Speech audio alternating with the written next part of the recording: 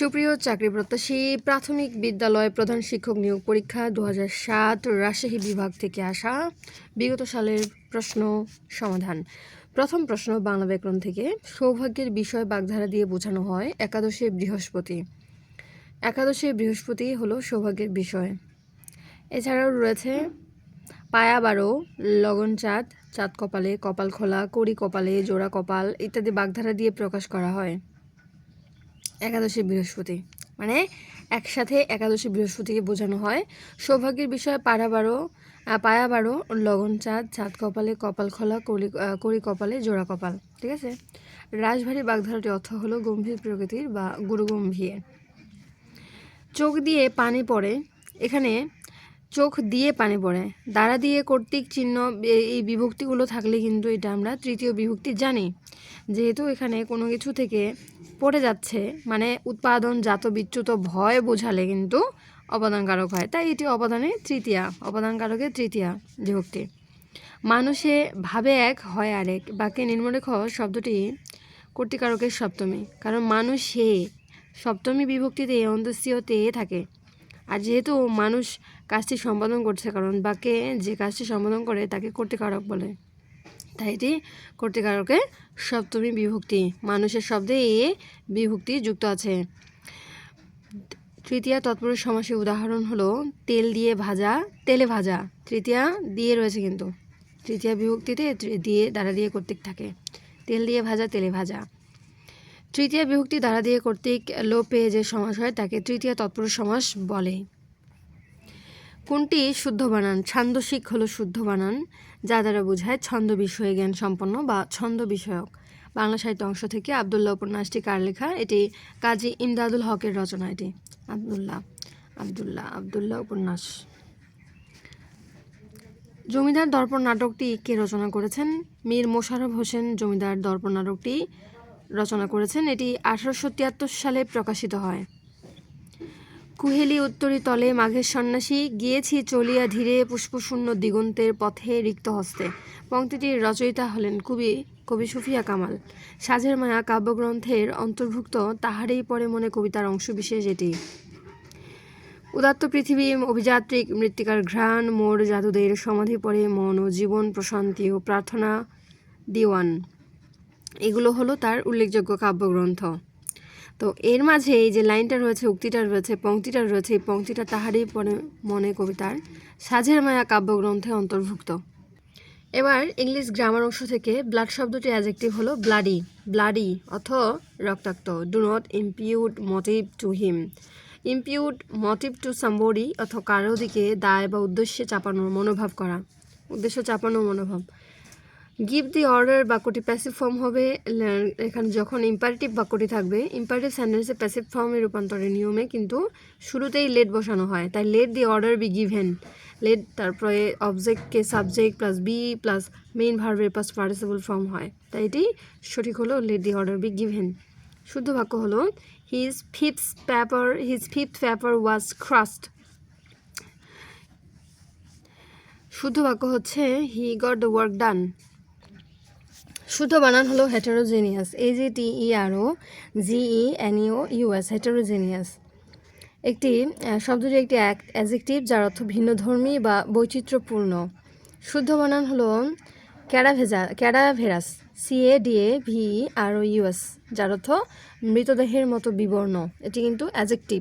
He received a wand, WOUND। এটি শূন্যস্থানে এ article বসেছে, কারণ বাক্যটির অর্থ তিনি একটি ব্যথা পেয়েছেন। এবার ইংলিশ লিটারেচার থেকে কোনো প্রশ্ন আসেনি। পাটিগণিত অংশ থেকে ক খ একত্রে একটি কাজ 10 দিনে শেষ করতে পারে। ক একা 15 দিনে শেষ করতে পারলে খ কাজটি কত দিনে শেষ করতে পারবে? 30 দিনে। ক খ 10 দিনে পারে এক অংশ কাজ শেষ করতে। এটা উত্তর হচ্ছে 30 দিনে। সমাধানটা একটু দেখে নেবেন। লঞ্চ ও স্রোতের গতিবেগ যথাক্রমে 15 কিলোমিটার ও 5 কিলোমিটার, নদীপথে 30 কিলোমিটার গিয়ে আবার ফিরে আসতে সময় লাগে 4 ঘন্টা 30 মিনিট।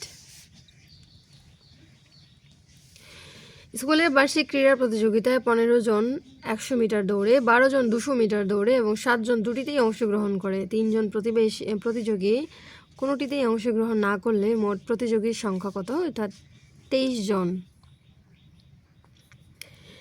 63 লিটার পরিমাণ মিশ্রণে অ্যাসিড ও পানির অনুপাত 7:2।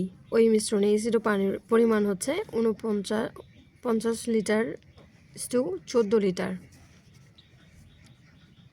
63 লিটার মিশ্রণে অ্যাসিডের পরিমাণ 63 এর 7-এর, কারণ এই দুটো মিলে যোগ করছে 7 আর 2 যোগ করলে 9, তাই না? 63 এর 9 7 লিটার, কাটাকাটি করলে 49। 63 এর 9 2 লিটার, কাটাকাটি করলে হচ্ছে 14 লিটার, তাই 49 অনুপাত 14। বীজগণিত অংশ থেকে 1 থেকে 59 পর্যন্ত ক্রমিক সংখ্যাগুলো গড় কত? আমরা জানি এই গড়ের যে সূত্র রয়েছে, শেষ পদ যোগ প্রথম পদ ভাগ 2। শেষ পদ হচ্ছে 59, প্রথম পদ 1, 59 আর 1 যোগ করলে 60, 60 ভাগ 2 করে 30, এখানে 30 উত্তর। এই যে ধারার অঙ্কটা একটু দেখবেন, 3 5 9 17 33 65। এই ধারাগুলো একটা থেকে আরেকটা সংখ্যার দূরত্ব কত ঘর হচ্ছে। এখানে 3 থেকে 5 করতে গেলে 2 লাগতেছে, তারপরে হচ্ছে 5 থেকে 9 করতে গেলে 4, মানে ডিস্টেন্স হচ্ছে আর কি। তো এইটা কিন্তু ডাবল হচ্ছে, দেখো 2 4 8 16 32 64, তাই 65 আর 64 যখন আমরা যোগ দিব তখন কিন্তু 129 হবে উত্তর। ধারার অঙ্কগুলো খুব সহজ, একটু মাথা খাটিয়ে করতে হবে। a প্লাস 1/a সমান 4 হলে a কিউব প্লাস 1/a কিউবের মান সমান কত? এরকম যদি অঙ্ক থাকে যেটার মান দেওয়া থাকবে সেই মানের উপরে যে এই দিকের যে শেষের যে মানে আরেকটা অঙ্ক থাকবে, এই অঙ্কে দেখতে হবে কি আছে, স্কোয়ার আছে, পাওয়ার 4 নাকি কিউব আছে। যা থাকবে তাই কিন্তু ওই সামনের অঙ্কটার মানের উপরে বসাতে হবে। তাতে কিন্তু এখানে 4 আছে তাই 4 এর উপরে কিউব বসলো, এখানে প্লাস আছে যার কারণে মাইনাস হয়েছে এখানে, তাই এটাই বসলো। এখানে যে মানে পাওয়ারটা ছিল সে পাওয়ারটাই বসবে। তারপর প্রথম অঙ্কে যেটা ছিল ওটা গুণ অবস্থায় যাবে, অর্থাৎ 4 আর 4টা 3 যদি আমরা গুণ করি তাহলে 64 হয়, মাইনাস 4 টেনে 12 হয়, 12 64 বিয়োগ করলে হয় 52। এখানকার 52 হচ্ছে এখানকার আনসার। এটা আর কি একটা ট্রিক্স, এভাবেও কিন্তু অঙ্কটা করা যায় সূত্র প্রয়োগে। a plus B cube, a cube plus B কিউবের সূত্র প্রয়োগ করেও কিন্তু এই অঙ্কটা করা যায়। x square minus Y square minus 2y minus 1 এর একটি উৎপাদক হচ্ছে x মাইনাস ওয়াই মাইনাস 1, ঠিক আছে? উৎপাদক জ্যামিতি অংশ থেকে একটি সরলরেখার উপর অঙ্কিত বর্গ ওই সরলরেখার অর্ধেকের উপর অঙ্কিত বর্গের কত গুণ? 4 গুণ। 10 সেন্টিমিটার ব্যাসার্ধের বৃত্তের কেন্দ্র থেকে 6 সেন্টিমিটার দূরত্বে অবস্থিত জ্যা এর দৈর্ঘ্য হলো 16 মিটার। এবার হচ্ছে দৈনন্দিন জীবনে বিজ্ঞান থেকে প্রশ্ন যে এসেছিল, কেঁচোর রক্তে হিমোগ্লোবিন কোথায় থাকে? রক্তরসে।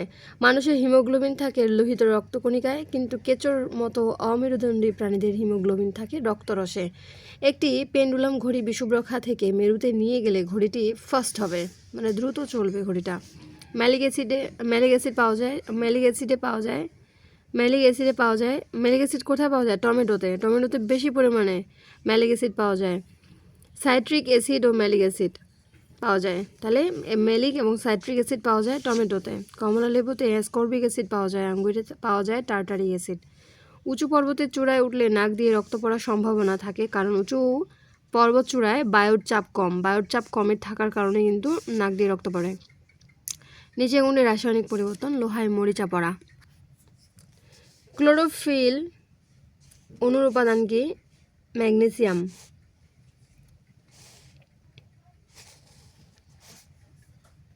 আইসিটি থেকে প্রশ্ন আসেনি, সাধারণ জ্ঞান বাংলাদেশ বিষয়াবলী থেকে। বাংলাদেশের সবচেয়ে প্রাচীন বিহার হলো শালবন বিহার। 7ম শতাব্দীতে রাজাধিকার ভবদেব কর্তৃক নির্মিত হয়।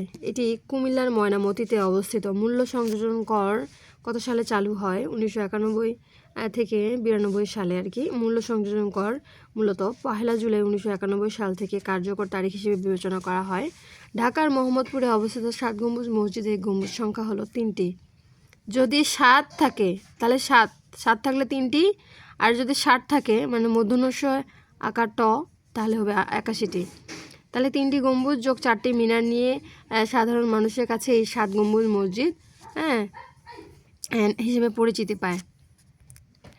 মূলত এটি 1860 খ্রিস্টাব্দে তার পুত্র উমিদ খান 7 গম্বুজ মসজিদ নির্মাণ করেন, অর্থাৎ সুবেদার শায়েস্তা খানের আমলে আর কি।